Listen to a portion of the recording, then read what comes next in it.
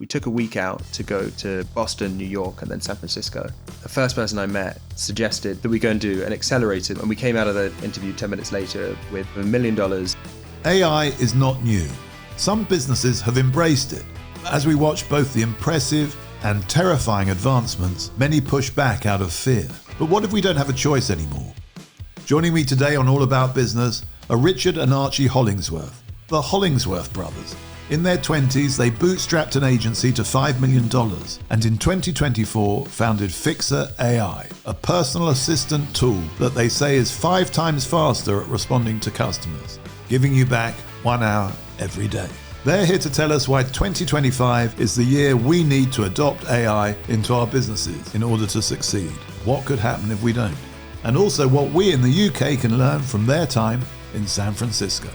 The closer you get to it, the further away you realize we are from AI actually being able to ever replace the creativity that humans have. AI is not going to replace you, but a human who knows how to use AI is. I think the mistake people are thinking is that AI is so far ahead. It actually really isn't. We were amongst some of the most impressive startup founders in AI. It was amazingly rare how even the most people who are the most interested still are actually using it. We've heard a lot about AI. We're at the beginning of 2025. It seems like a lot of companies want to adopt it. Is this a make or break moment? Welcome to All About Business with me, James Reed, the podcast that covers everything about business, management, and leadership. Every episode, I sit down with different guests who have bootstrapped companies, masterminded investment models, or built a business empire. They're leaders in their field, and they're here to give you top insights and actionable advice so that you can apply their ideas to your own career or business venture.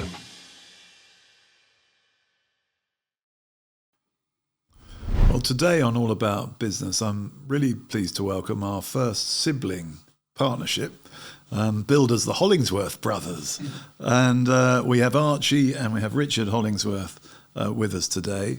And you know a lot about AI, which is why I've invited you. And you've got a fabulous new business called Fixer AI, which you're going to be talking about. And AI is everywhere. It's in the news every day. Even the Prime Minister's giving speeches about AI. And people are, in varying degrees, I think, excited and sort of worried about AI. And I think many workers are worried that AI might be coming for their jobs. Should they be? Richard, I'll start with you. Yeah, so I'd probably start by saying I think there's been a lot of hype about AI in the news, and there's a lot of press about it, and as you say, even the Prime Minister's talking about it. But I'm seeing less of it actually being applied really valuably in companies day to day. I struggle when I think about companies that I know that are really ahead of the curve. How many of them are actually using AI materially? And I think that worry that you speak to is for people who are further away from AI than are close to it. The closer you get to it, the further away you realize we are from AI actually being able to ever replace the creativity and tenacity and initiative that humans have. So you shouldn't be worried about it taking a job, at least not in the short term, or at least not most jobs. I think the key thing is learning how to use it and work with it. It's not going to go away.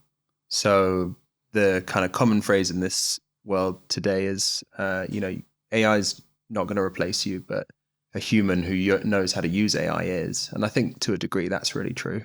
A human who knows how to use AI is going to replace you if you don't learn to use it. Yeah, I think that absolutely, people adopting AI is the biggest hurdle that it's got, for sure. Right. So that's interesting. So Archie, I'll ask you. So how do humans use AI? How should we be looking at it, thinking about it, adopting it, making it a sort of part of our working life? Yeah, so Rich and I ran a services company ourselves before starting Fixer AI. And to bring ourselves up to speed with AI, we actually just watched ourselves working.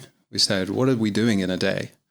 And then you can look up tools like ChatGPT or anything like that and just start asking AI itself like how it could help you. And so just take a note at the end of each day and ask yourself what you did that day. Maybe then put that into ChatGPT and say, how could you help me, or how could other AI tools help me? And then maybe set yourself a goal of by the end of the month, maybe just doing 1 or 2 tasks in that month with AI, and you'll be further than most people in the entire world. And I can really understand the anxiety that people are feeling about where this is going, how fast it's moving, particularly when it's just everywhere in the press. You know who's really feeling the anxiety? People like you, James, people who are at the top of the company. And I spend a lot of time with those people, and they're saying to me, Archie, what's happening? And what they love is people in their company who are adopting AI and telling them. And so if you take those learnings from your role and then go to the people at the top and say, look, this is what I did, this is what I learned, they are going to adore you in your role. They're going to think that you are invaluable to the organization because they have as much anxiety as you do. So you're depositing anxiety on me. I wasn't feeling anxious until you said that. But two things came to mind when you were telling me that, Archie. I mean, one was I met a young woman at a dinner the other night who was working in PR. And she said that she'd started putting all the press releases she was working on, or asking AI to help her create the press releases for her clients. And her manager had recently said to her, your writing's really improved, which I thought was interesting. And she was, and then I asked my assistant the other day, I asked her, so could you do a bit of research to find out what jobs are most at risk from AI? You know, what jobs are most likely to disappear in the long term, I guess. We're not saying in the short term because of AI. And she came back within about 3 minutes with a list. I said, that was a bit quick. And she said, I used AI. I thought, oh, there's one job. So you're talking about assistants here. And of course, I say that in jest, but it's become that's your business, isn't it? It's become a very valuable, very quickly, assistant to people if they know what to ask or how to use it. Exactly, yeah. So talk me through your business idea, Richard. Yeah, so we're building an AI executive assistant, and we started working on this probably 8 years ago when Archie and I started the services business he talked about a second ago. And that business was a human executive assistant agency. So that was the services business. That's the services business, yeah. So it was remote assistants. Yeah. Someone would answer the phone for you if you were self-employed. Exactly. All that sort of thing. And we worked on that business for about 6 years and saw this opportunity with AI come along and understood that our insight into how executive assistants did their job would be a big advantage in the market versus other people who were trying to solve the same problem without that experience necessarily. And so probably 2 years ago, we started working on building Fixer AI. We brought our third co-founder on, Matt, who's our CTO. He got to work actually building the product itself. And we took all of the insights and knowledge and learnings that we had from the first business and built a product which we released at the beginning of last year to beta users and then to paid users in the middle of last year, and have just seen absolutely crazy traction in that time. So you say crazy traction. Come on, tell us. How's your business growing? This week, we just crossed $3 million in annualized revenue, which is starting from scratch last year. Starting from scratch last year, or launch to paid users in the middle of last year. It's taken about 8 months. So to get to $3 million. Yeah, so that's going to get people's attention. Yeah, it's moved very fast. What's your sort of growth rate at the moment? It's a good question. We're adding about $1 million a month in revenue, so have a good degree of confidence of hitting 15 million. So people like this service, huh? Yeah, and actually really importantly with this is what's happening with a lot of AI tools, and it speaks to the point at the beginning about this kind of short-term thinking with it, is lots of tools people pick up, they use them, have a kind of excitement, fun playing with it. Lots of people will have experienced this with ChatGPT, yeah. And then a month later, they're not using it anymore. And what we're really excited and most excited about our business is that underpinning the growth is really, really exceptional retention. So not only are we seeing customers stay with us, but we're seeing them use the product more and more, and most importantly, share it with their team as well. So I was talking to our producer, Frankie, at lunchtime before you came in, and she said your product is fantastic, and she was using it. Oh, that's very kind. And not only does it do your emails for you, but it sounds like you, and it sort of adapts so quickly to what she wanted it to do, which I'm not just saying that as a plug. I just think it's really interesting that you've achieved that in such a short period of time, and it's such an effective. And she said to me, and I don't mind sharing this, that she could imagine someone like her who runs her own business saving about an hour a day using this product. Yeah, that gives you an extra day a week to do other stuff. That's what we're aiming for, absolutely. Yeah. There are like lots of applications for people who are self-employed or work for themselves, but there are also lots of applications at a team level as well, which we're really excited about. And it's important to note that when we decided to build this product, we had our team in our agency business did nearly 2,000 different tasks in every month. And we've actually only picked off 3 so far to do. And so what are the 3 you picked? Firstly, it's just organizing your emails. All the people that are trying to reach you, James, and taking your attention and going through the clutter of all that marketing noise, we organize for you. We then help write replies in your tone of voice. And then we also attend your meetings to take notes for you and take your actions and follow-ups. So how do you attend my meetings? How does that work? So it literally like a human assistant would joins the meeting with do I have to switch something on? Switch if you're in person, you press a button. But if you're if you're joining maybe via Zoom or whatever tool you use, it will just appear in the meeting and take the notes. It knows your diary. It knows your diary, exactly. It knows where you're going to a meeting. So it's all hooked up to your diary. Yeah, exactly. Yeah.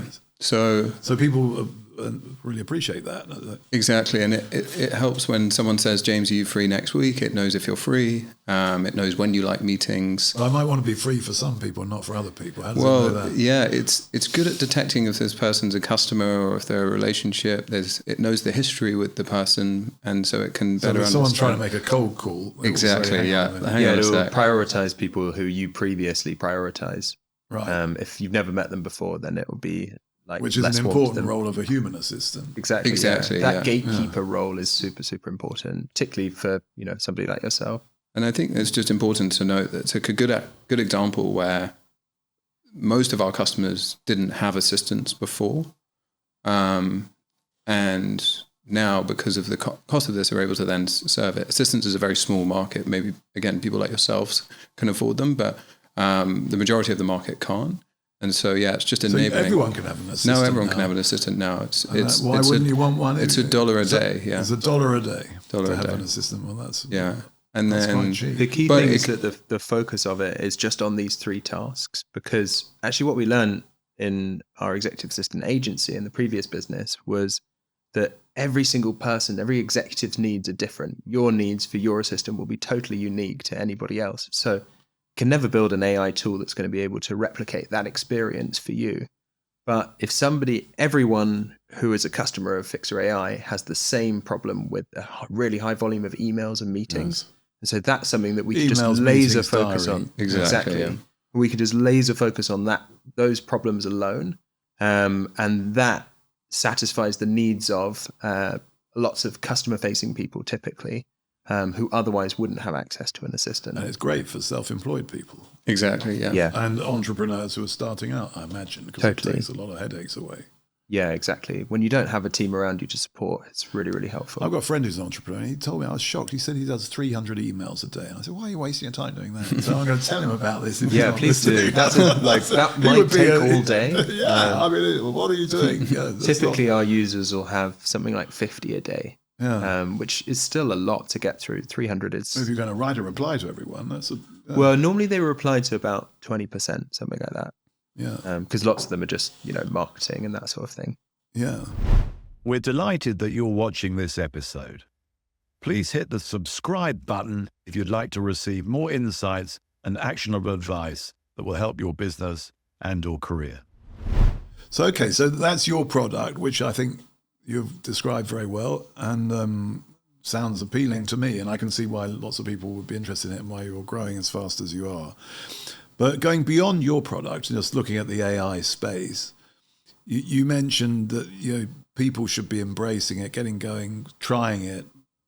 Partly you said to, I think, impress their boss, but really to be more effective at work. What types of activities are particularly suited to that? Where do you see people using AI most effectively beyond your product? I actually think that it's still really early.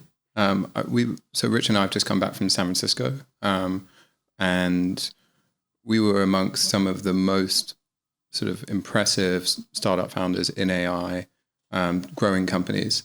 And it's amazing. I put a message out to everyone and just said, could anyone explain how they're actually using AI? And it was amazingly rare how even the most people who are the most interested still are actually using it.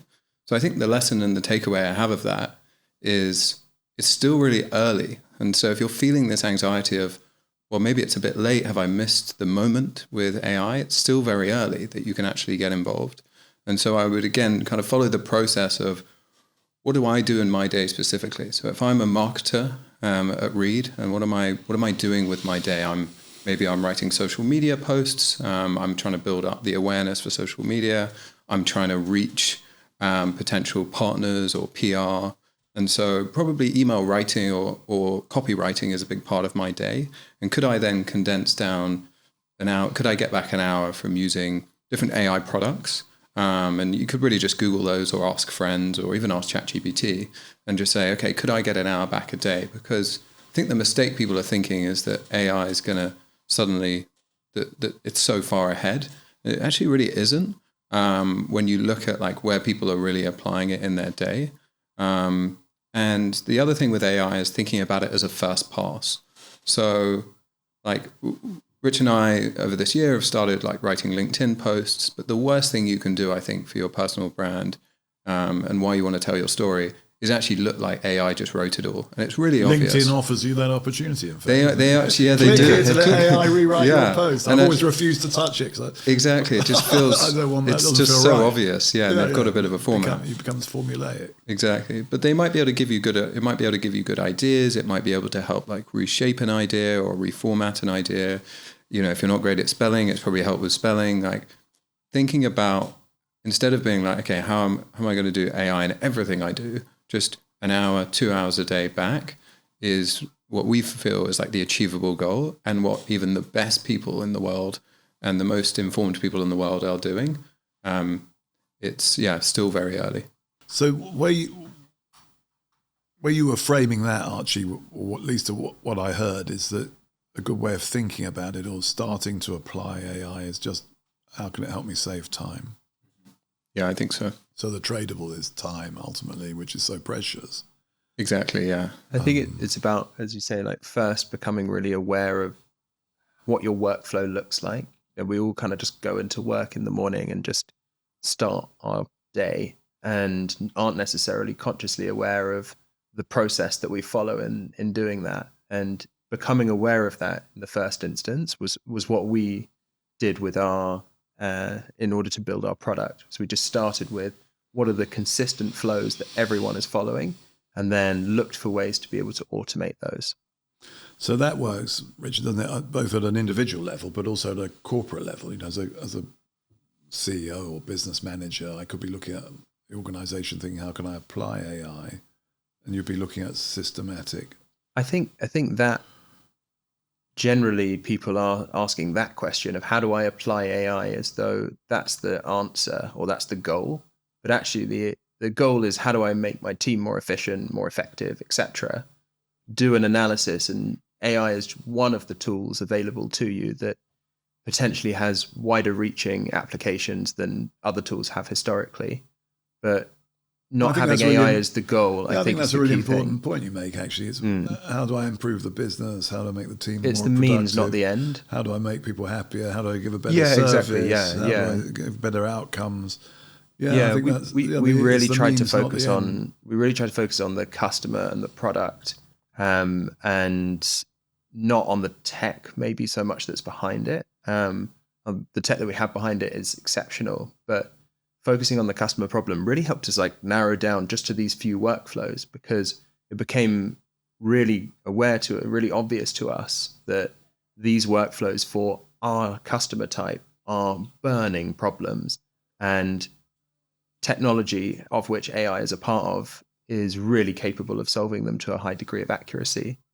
But it wasn't starting from how do we build an AI product, if you like. Yeah, so what's the problem to be solved here? Exactly, yeah. And then you use it to help deliver the outcome. Yeah, exactly it. And as Arch alluded to, we just spent 4 months living in Silicon Valley, and I think there can too often be, how do I build a AI company? How do I build an AI product as the first question, as opposed to, how big is the problem that I'm seeing in front of me? So let's talk about that. Yeah. So you're based here in the UK, in London, I believe, but you decided to go to America for a bit.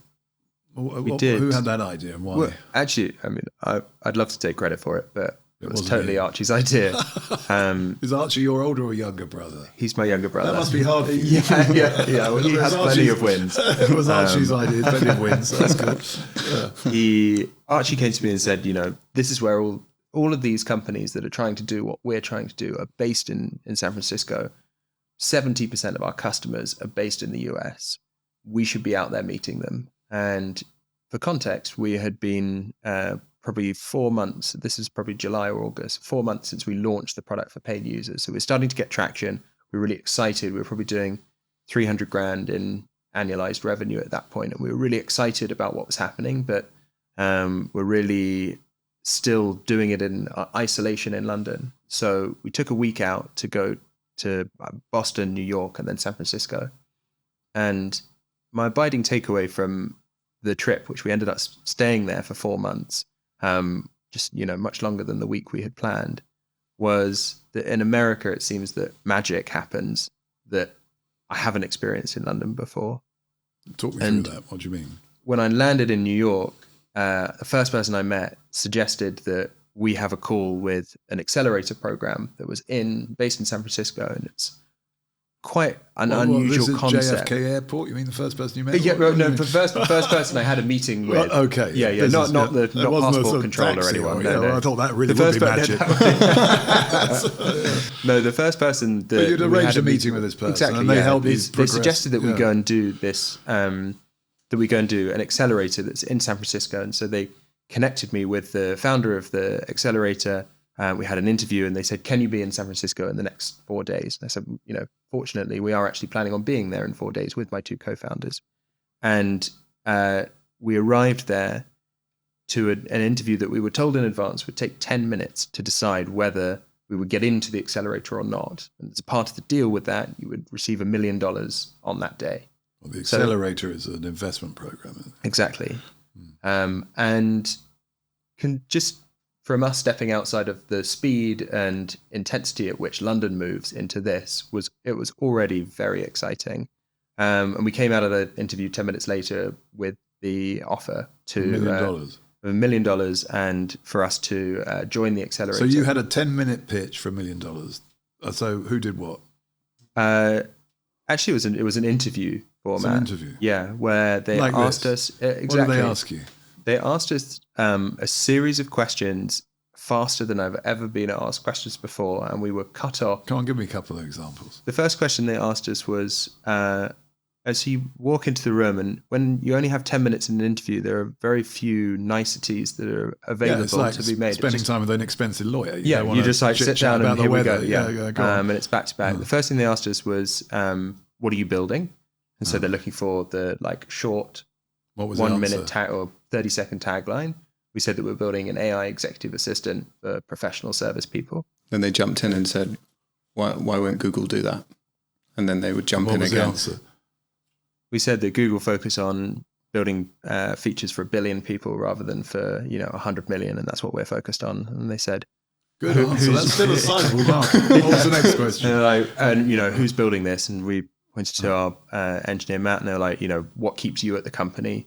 What allows you to move faster than your competitors? And what did he say? He said that the insights and the data direction that we got from our first business is our guide, and it's allowed us to hit product market fit instantly rather than having to wait a year to hit it. Then he said, then he jumped in and said, yeah, but what about this product, this other startup product, or this product? And you're like, well, the answer to that is that we're actually not from Silicon Valley. And what's interesting is that the previous SaaS, so Software Revolution, was really focused on technology hubs like Silicon Valley, selling to a lot of each other. But now, actually, the big opportunities outside of that is how do you get the everyday person to use AI? And so we just played to our strengths about not being from there for that answer. Yeah, because we think the big market in this space is how do you go after people who don't use technology today? You can just sell to other tech companies, but it's only 10% of the market. Everyone uses technology to an extent, though. I mean, we all have phones and laptops. Absolutely, and those companies have done what we're looking to That's what achieve. you're It's trying not to achieve, unprecedented that sort at of all. level, Yeah, the way in which breadth. Apple has immersed itself into, my grandmother has an iPad, is a good example of, in the business software. If you can afford them. So I want to finish off on this 10-minute pitch. So you walked out with $1 million after obviously answering these questions. We actually had to accept the offer, which is the first thing. But I want to know what they got then. What did you have to give them? So I'll talk just for a second so they about must have walked out with a share in your business. Yeah, they get a share up front of the much did they business, get? and the $1 million is uncapped. So What's that mean? that means that they invest at the end of the program. You go out for a funding round, and they will invest $1 million at the price at which you achieve the funding round at. Exactly. Right. They see it as like early access. Yeah. So, but they get a stake, do they? How big a stake? So they get a stake as a part of that. Their $1 million You're not gonna buys tell me what them. it is. You don't want to tell me, do you? I'm not entirely sure what I can and can't share at this point. But it's interesting because you might look maybe back on on that the and think that was a second great deal. You might look back on it and think, what did we do that for? That's true. You're right. You're right. Well, but actually, I think so I'll just talk about the accelerator itself, because it's kind of unusual. The concept of it is that our biggest enemy in building a company is distraction. And so often in normal life, we are distracted by the 10 things in our business that we don't need to do, but draw our attention, or indeed just general life chores. So the premise of what they do is they build, it's very San Franciscan this, but they call it the monastery, which is, it's the second largest private residence in San Francisco. 10 companies all move into the residence, and you live there with 30 or so other people building your company, and they take care of absolutely every aspect of your life so that you need to do nothing except work. So all your food is cooked and cleaned for you, your clothes are washed for you, there's a gym in the basement, and the concept is that you essentially just wake up in the morning and work 16 hours a day, 7 days a week for just over 3 months. So you're in the monastery, are you? We were in the monastery.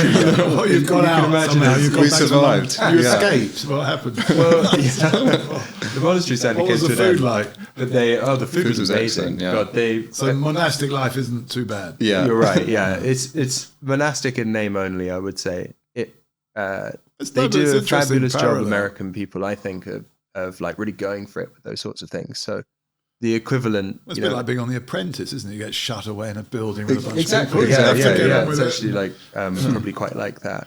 And so during the process of that 3 months, we took our revenue at the time, which was 300,000 in annualized revenue, and we got up to 2.5 million when we left 3 months later. So we knew that this system of just laser focus was how we like to work. So this was the three of you. There was we have one additional employee who joined us. So you're recreating this monastery here in London. That's exactly what we're trying to do. Why don't you create it for lots of people? You could create a monastic setup for all the other entrepreneurs. That's what they're trying to do there. Actually, that's exactly what they want to do. I have to say the role of, you have to be a kind of facilitator of the monastery, which is a job that you'd be not good at that. Yeah, you don't want to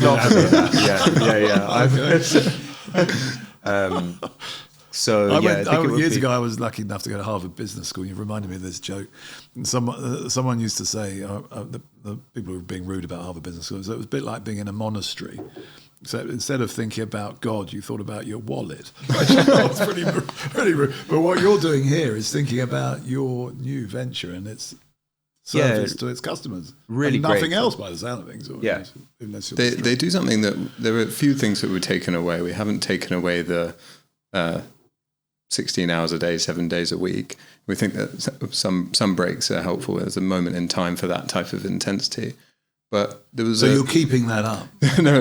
You're not? No. So this is interesting because America is known for its work ethic. Yeah. The UK, we've tried to bottle that up, but actually this was the crucible of that. It was so intense. But you can't do that. You don't have any room for your family. And they're open about that. They talk about it as your It's not sustainable. Exactly, an unsustainable moment in time for you, and a bonding between your kind of founding team as well.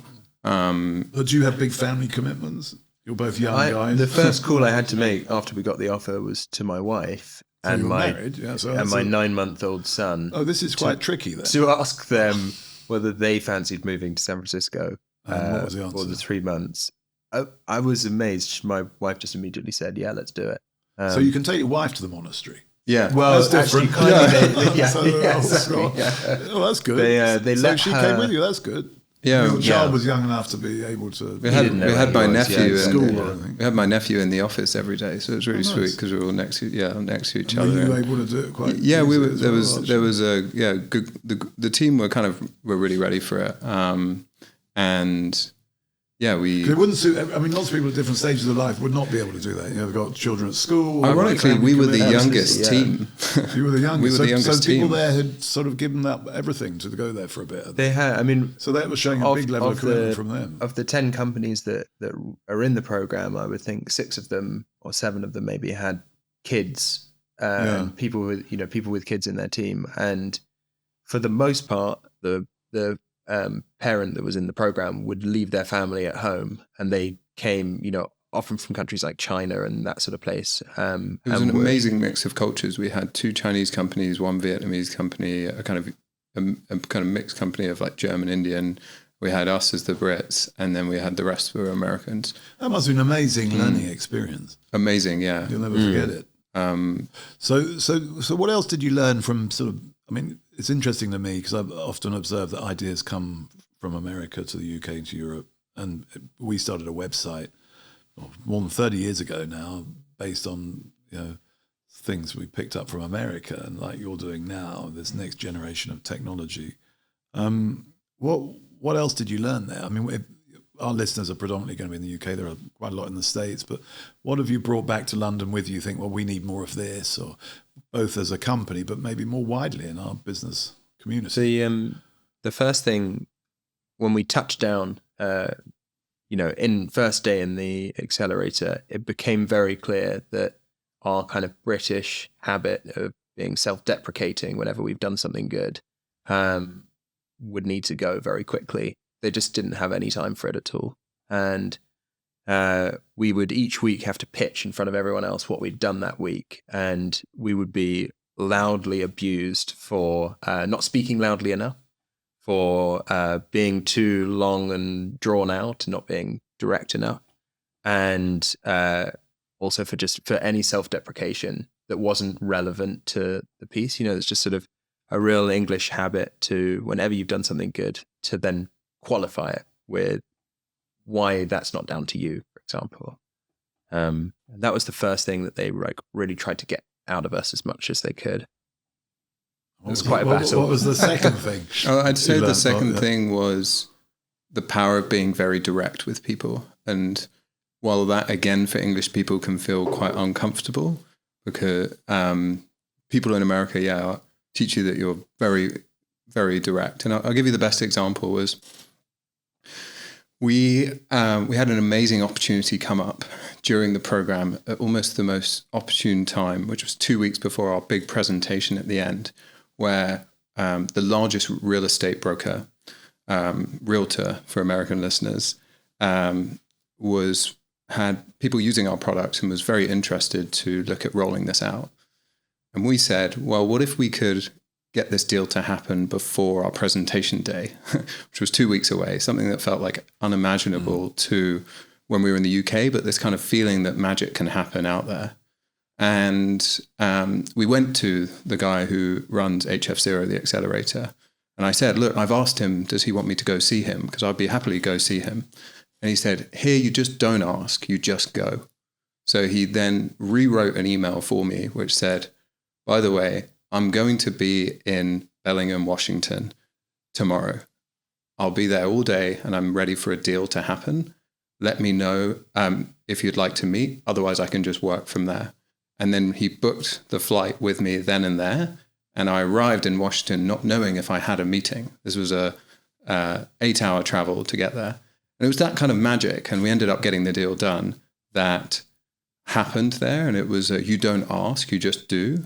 And I think, there's obviously limits to that, but there's this magic. This it takes out the British prevarication or whatever. Exactly. I'm keen to do a deal. Keen to do a deal, and that phrasing. Exactly. It's kind of direct. Exactly. Yeah, and just being direct and trying to apply that, and actually, when we had a team member come out during the program, and we had switched from this kind of British to kind of US British, and one of the first things we said to him, we said, we're going to be unapologetically direct right now. We don't have time for it, because every week we felt like we were competing with people who were our friends that we'd have lunch with and dinner with. But really there was an element of competition about, on Monday nights when you stood up, you wanted to be the company that had the winning week. And you just, when you're working to such tight deadlines, you just have to be very direct. And so we kind of inducted him into that directness when he joined us for the program. And yeah, I'd say being direct, being unapologetically direct, and asking people, should we have a deal, versus letting deals just run. So are your friends getting used to this? I think maybe it's more my family. Which must be a bit of an adjustment for people who know you. I think it requires a qualification at the beginning of... we've been in America for a bit. We're now serious. We had 4 months in America. We're serious. We mean business. Well, that's interesting, isn't it? I mean, I think that's a valuable lesson. What I found when I lived in America, it was quite a long time ago, there was a great sort of optimism and enthusiasm around ideas and entrepreneurship, which I found infectious. And it's interesting now, you look at the American economy, it's growing much faster than the UK, and there's a sort of real preference for sort of dynamism and growth, which feels more qualified in the UK these days. Yeah. Have you sense that? Do you sense that? Absolutely, yeah. I feel, certainly when you're starting out in particular, when you just have an idea, that idea is, in England, seems the first thought is to pick out what might be wrong about that idea, rather than picking out, what could win. Like for us, when we first started out, everyone just said, "Oh, what if Google do this? What if Google do this?" It was always the first question. And you did get asked that question by the Accelerator. That's true, yeah. But it wasn't the first thing they asked. No, it wasn't the first. And that's the point, I suppose. Yeah, exactly. It's a good question to ask, but it's not the most exciting thing about it or the most interesting thing about it. And it's the obsession with what might go wrong rather than what could go right that I think's the question's always, the other side of that question is, what if they don't?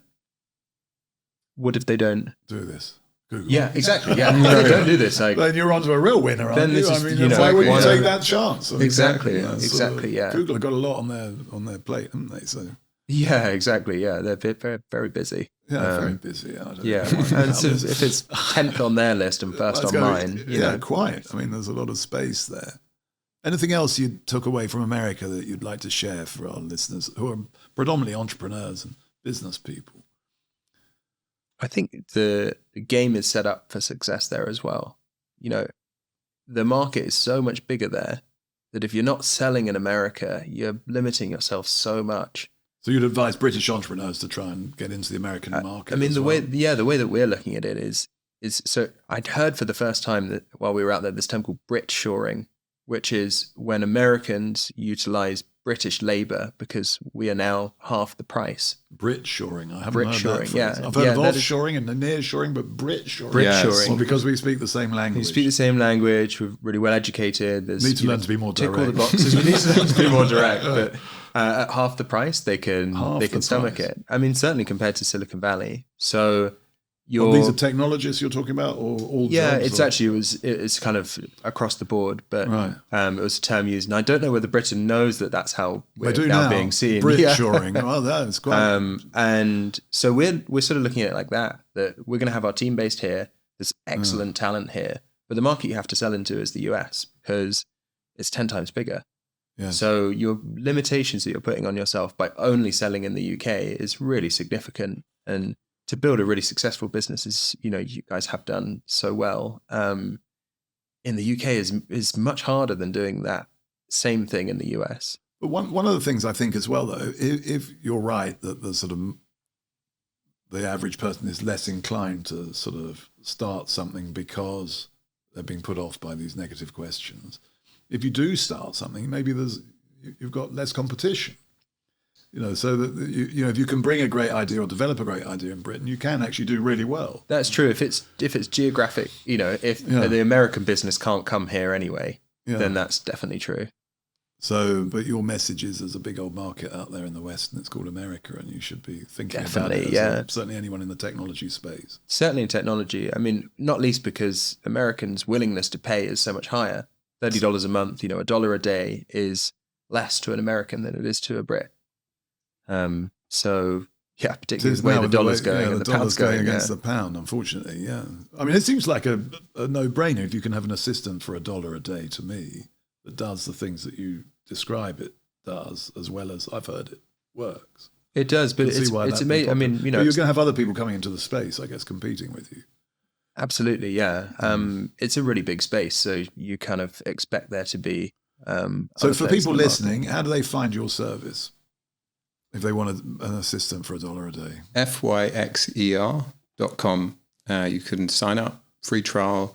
You're not going to get tricked with any credit card like you would Netflix, and then they're going to charge you after 7 days. You can just sign up without a credit card, try the entire product, and then decide if you want to pay. Very good. That's very clear. Thank you, Archie. You are the Chief Revenue Officer. So I mentioned. I thought that was the case, and your brother's the CEO. I think it's also. I said to you before we started talking, I like for a relationship officer. Yeah, I think I might. You're starting a relationship with all these people exactly, who aren't paying anything to start with. Yeah, exactly. Yeah. There are lots of precedents of brothers or siblings, but especially brothers being successful in business. And my sort of analysis or take on that is because ultimately you trust each other. Mm.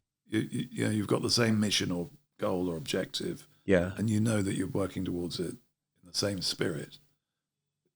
Would you agree with that? Completely.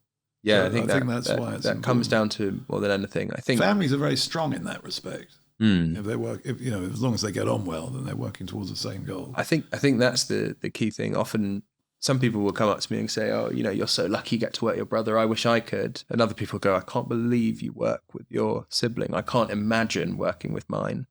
And I think my takeaway is, there's so much that can go right about it. You need to focus slightly on, is it the right dynamic? What could go wrong? And the key thing there for me is Archie's and we're both willing. The best test I have is we're both willing for the other one to take credit for something that I did. I'm willing for Archie to take credit for something I did, and he's willing for me to take credit for something he did. And that's super important if in business context. And often siblings could not quite imagine being able to do that. So your advice to siblings who are thinking about this is that you've got to be able to do that. I think you've got to be able to do that, and not get uncomfortable about them succeeding off of your hard work. What about decision making? I mean, we touched upon it, but decision making is such an important part of it. What happens if you really disagree on something? How do you resolve that? That happens all the time. We disagree on how to approach situations. We usually agree on what the outcome should be, but we have very different styles, as you might have, the slightly more reluctant American sitting here. And you're East Coast, he's West. Exactly, yeah. So I think how we approach things is different, and that's where the dictatorship piece is so important, because if it's my decision, it's my decision. But that's understood by you both at the beginning, that you're the We actually CEO. agreed that when we first started the first business. Yeah, I've seen brothers do it in different ways, where they have a kind of co-CEO relationship, and I've seen that done successfully. I don't think that would work for us, because the volume of disagreements we have about how to approach certain situations. But I think it would lead to kind of paralysis, really. But this system seems to work for us. Okay, so I'm observing that you have a good relationship. You have a business that is in an exciting space that seems to be growing, very, very briskly, which is good news. So you're going to have to grow your team, aren't you? You're going to have to bring in new people. We are, yeah. Where are you going to start, and how are you going to make sure you get that right? So when we finished the Accelerator program at the end of last year, and we closed this deal that Archie flew 8 hours to go and close, it became immediately obvious that it was now time to start hiring. So we actually got to work on that over Christmas. We were a team of 4 people. We're now a team of 9 people. So what sort of people are you looking for, and how do you know? Senior leaders. So what we want is to take the main functions of business off of the kind of 4 existing team members and take them to the best people that we know in each of those areas. So what functions? Marketing, for example, was historically done by Archie in quite a light touch way, but it's an enormous function with an enormous budget behind it now. It needs somebody who has done that before. So we hired the best consumer marketing person that we know, who actually joined us for the end of the Accelerator program as well. So that was someone you already knew, or someone you went out into the market? Yeah, this is something that's useful about, one of the lessons, just stepping back a little bit, which was when we started our first business, and a mistake that I've seen a lot of people make is, maybe you can just instantly out of college start a tech business that's going to, grow really fast. But I saw a lot of people do that and fail and burn out and really give up on entrepreneurship. And actually what's nice about building a services company is, because it's not technology, it just can't grow as fast. And so, but you can get going on a fairly low budget. I remember you, James, when we came to see you back in 2019, you were like, well done. It was our first few years in, but we weren't making enough profit. We took that advice and went and made some more profit. And, you can learn a lot of the basics. But one of the things we did was, along that journey of 6-7 years, we met thousands of people. And so we built this network of people. And so we've kind of had people in our network kind of that actually not knowing it really proactively, but who then came to be obvious choices for us, people that we trusted, and people that we always kind of dreamed of working for us and with us. So, we hired our head of marketing, CMO, from our network, our chief customer officer as well, so all in charge of customer success, customer support. You've got a lot of chiefs in your business. You're going to need some foot soldiers. That's absolutely next. We want them to be the people to hire those team members. Yeah. So they're joining on the assumption they might have a fancy title, but it's a roll up your sleeves. Like, I think one of our values, we haven't fully formed values or anything from the company, but one of the things that made us succeed, I think, against the other companies in our space is just the willingness to roll up the sleeves and do the really boring jobs. So Matt, our co-founder, is like read and labeled and organized millions of, I think 50,000 or so emails. I've gone through thousands of customer support tickets and asking and speaking to customers and sorting out problems for them when things are breaking. And so we're hiring these senior people. Archie spent, he's the person that you reach when there's a problem with the product. And so he's having dinner, he's at the pub on a Friday night and the phone goes and he's got to answer, customer support tickets. It's a good demonstration. Get AI to do that? Well, you can do, but then you don't learn how to do it yourself. Yeah, that's the problem. So you need to do that first, is what you're saying. Do it yourself. Yeah, and do then it yourself. You get AI, exactly. And that's when we're hiring these people on the assumption that they need to have the understanding and a low ego to be able to, for the next, while we're still in this early phase, join, but also getting senior enough people that can grow with us. And that's our thinking about around the chiefs. Is that hard to find someone who's low ego, as you put it, but grand title and roll your sleeves up? I think the mistake we made in our first business is trying to appease to the needs of the candidate or the wants of the candidate to win them, versus actually being very upfront about what we're doing and our values and how things will work, and saying, you don't have to join us. And it does help having a fast-growing, exciting product in a space that people are interested in, but actually being very direct with the person that this is the expectation. And again, a bit of American sort of directness about this is just how it's going to be was something that we took into our second business. So what are the sort of things that just how it's going to be that you share with candidates straight off so that there are no misunderstandings? Yeah, I think, Rich did a presentation this week actually for the new people, but just being we're willing to do the jobs that other people aren't. And again, just giving those examples of me willing to do the customer service tickets. So I gave a real life example to the person who's going to be chief customer officer. And she was even saying it in her interview, which is a good sign anyway. But she was like, I'll be spending the first, week or two just reading through those tickets and answering tickets myself. And it's that kind of job of like a thing that they might have done 15 years ago in their career, they now need to do, because it's just great fundamental learning, and being like in the trenches with everyone is how you the build your stage that value we're to the at. team as well. The team mostly respect the people that roll their sleeves up. So that's kind of first port and call when starting. So at the moment, there's a lot of that going on. Yeah, I went years ago. I went to where the Royal Marines do their training down in Devon, and one of the things I learned when I was there is that if you want to be an officer in the Royal Marines, you have to do every assault course, every run that the regulars do, but faster or quicker. So everyone respects the officer because they know they did the same thing that they had to do, but they did it faster or quicker. And that's the only way you can be an officer. And it's what you're sort of describing is the same. Yeah, that's if you want to exactly, be a real leader, you've got to show that you can get into a great example. into the thick of it. Also, people love, I think, working in small companies, and the longer that we can have, we don't need people to be doing completely useless tasks, but if they're willing to do more of a 360 role and really get their hands dirty, then we can be part of a smaller company for longer that can be part of a high performing culture and not become a bloated company. A lot of people are coming to us from, I joined this company, it got very big, it got very bloated, and we just went to meetings and nothing really happened.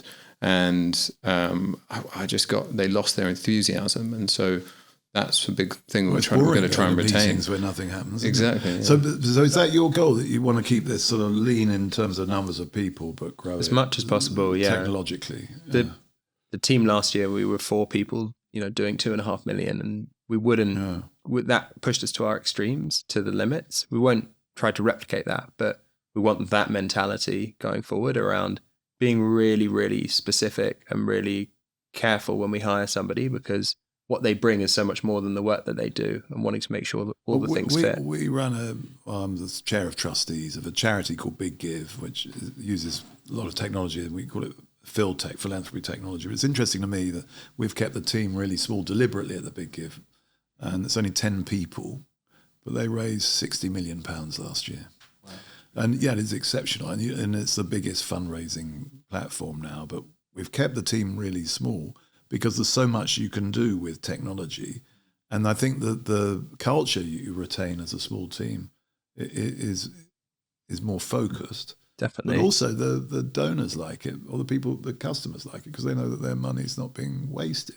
Same in business, I think. If you have a small team, you can offer your service for less. Yeah, I think it's really easy when things are moving very quick to just use hiring as an answer to solve problems, rather than, as you say, being like, what if we took a week to automate this process as much as we could, or decide actually to stop doing this process rather than hiring somebody to fill it in? Yeah, I mean, I think it's a question. What I heard from you is that you were being sort of thoughtful and strategic about that, rather than just growing and standing. And I think that's interesting, because there are occasions when it's obviously a good idea to add people, and you definitely can support, particularly the if you get somebody exceptional. And I think it would be important in your business that the customers have a good experience and a good service, and sometimes they're going to need to talk to someone, whether it's Archie in the pub on a Friday night. But whoever it is, and as it grows, there's going to be more need for that. Exactly. Yeah, absolutely. So that's interesting. Anything else, brothers in business related, that you'd like to share? Rich said it already, but having different skills and kind of this need for each other, it allows you to. Yeah, we have very little crossover. There's nothing that I'm doing that Archie wishes he was doing, or vice versa. It's just very clear who should be doing what. So just to wrap this up from a business point of view, we talked about brothers in business being in America. So what's next for Fixer AI? The sort of top 3 objectives. What are you looking to do now? The main thing for us is we were a team of 4 operating incredibly effectively, and we're hiring a whole bunch of people into our team at the moment. The thing I wake up every day thinking about is, how do we maintain that same degree of effectiveness and team gelling and energy and drive and sort of tenacity that we've had in the last year with a larger team. Because if we do that, then nothing else, we don't need to worry about anything else. So yeah, we're spending a lot of time just gelling the team together as much as we can at the moment. Going back, what's on your mind? Yeah, I use the framework of is like, you need a really great product. So first and foremost, the whole energy and the focus is around the customer, like having a great product that people will then tell people about. Number one, get a great product. And so just huge energy and efforts into that. You then got to sell that product. You know, growing is powerful for the customer. It makes allow us to invest more into the product. It's great for the team. It's great for everything. And then the third thing is not running out of money.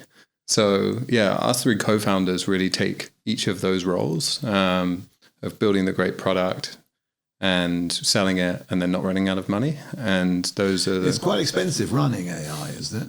It is, yeah. So obviously the finances of this we haven't explored in detail, partly because Richard refused to tell me what to do with the accelerator. Yeah, I might be a bit more generous.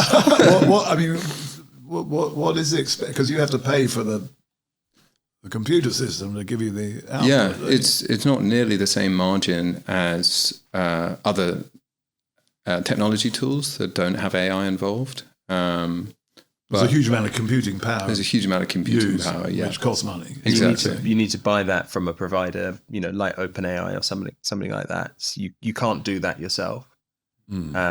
So yeah, the skill from a product perspective is not only building an incredible product, but building one that uses that resource efficiently and pricing that in a intelligent fashion. Yeah, I think the pricing thing is really interesting because at the moment we're pricing ourselves in the same way that software tools have done over the past 10 years or so, in the same kind of formatting. I think there's going to be loads of innovation into how people do that with these tools because they're adding significantly more value than traditional software tools have done. So there'll be some new way of pricing it. You got any thoughts around what that might look like?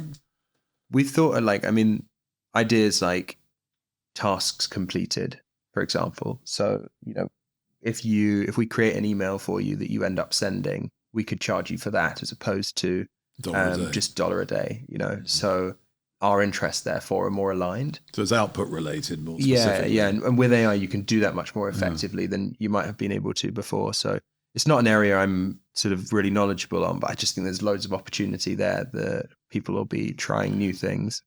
Well, if the cost is directly related to usage, there's an argument for making the price also directly, but you're just putting a margin on it, I suppose. There is. But maybe that's not the best way of selling.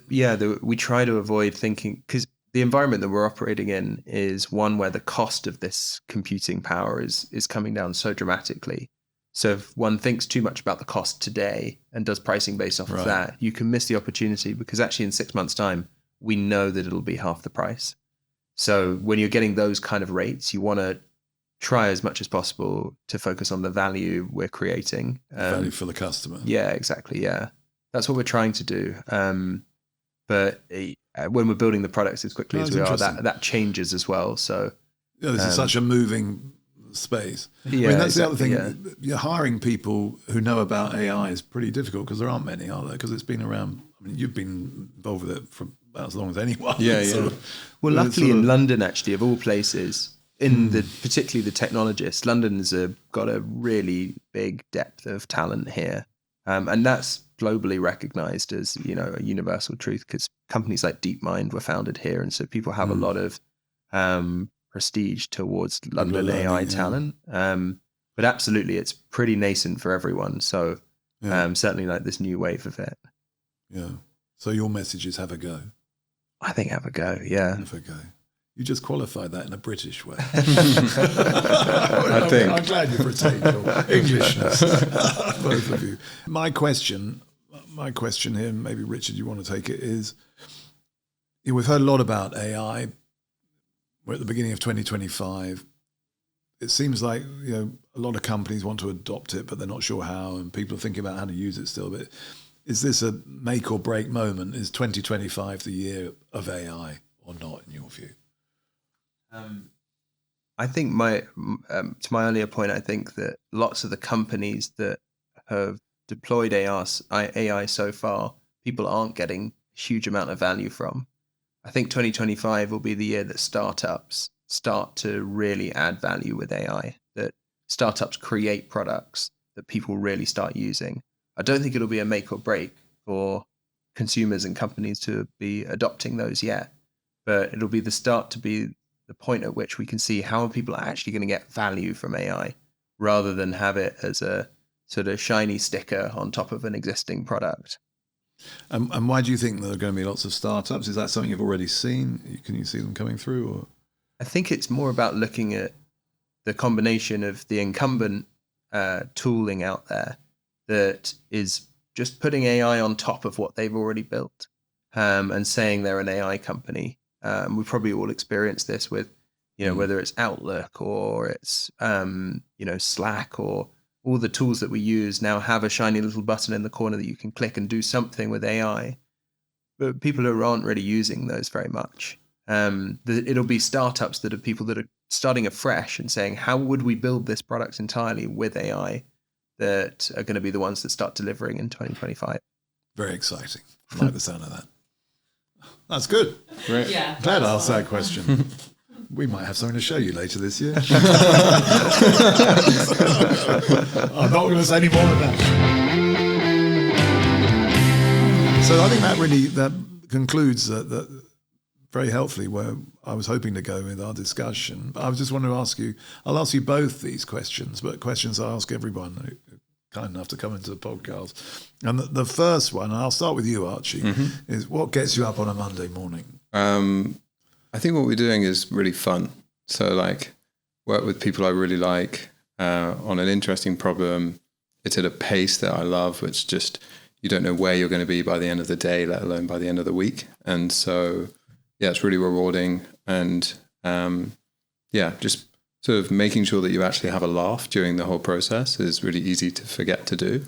It was, again, a lesson we took from our first business. We had amazing times there, but just actually making sure that you're having a good amount of fun during it really helps on those days where things are not going well, which, for anyone who's thinking about starting their own business needs to recognize that's going to be the majority of the time. So having fun. Richard, what gets you up on a Monday morning? I think it's just the pace at which we're learning is so fast. There's no other job I could do that I get that. And I sometimes wake up on a Monday and look at my calendar and think, oh my God, I have all these meetings that I don't know how to do. And I have no idea, how I'm going to close this deal or get do this one right, etc. And I look back at the last week and go I did all of that last week. I can do it. And I love that feeling of accomplishment that I get each week.